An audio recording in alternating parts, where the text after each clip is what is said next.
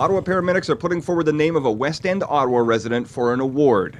How do you sort of feel about that?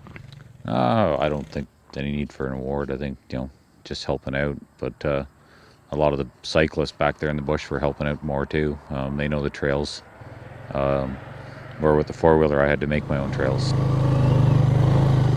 Paramedic Superintendent Daryl Wilton says that Brian Clark was instrumental in helping them track down and find an injured cyclist in Canada Lakes on Thursday night.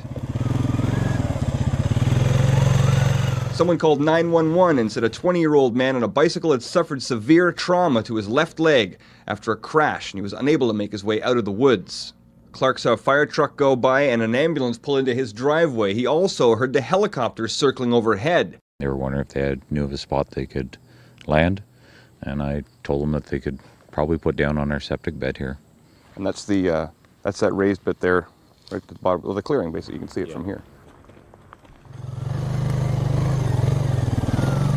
Brian Clark's backyard isn't like the backyards of most Ottawans. It is pretty rugged, to say the least. So I accompany him on the back of the ATV that he used to bring the paramedics around to find the injured cyclist. One hand on the ATV and one hand on the camera. Wow.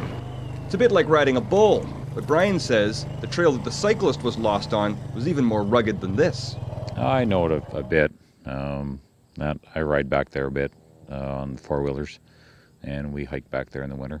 This is the March Highlands. It's owned by the city. This pond here is a popular spot for cyclists to come. The Beaver Dam is just over that shoulder in the corner, but the cyclist was actually found over this shoulder a couple hundred yards back in the corner. This is back at the back of Brian's 5-acre property. Yeah, his brother, I guess, had GPS on his cell phone, kind of pinpointed a bit. And then when I went down, they had a map, and I was able to kind of decipher whereabouts he was back in the bush. So we kind of knew basically where we were heading.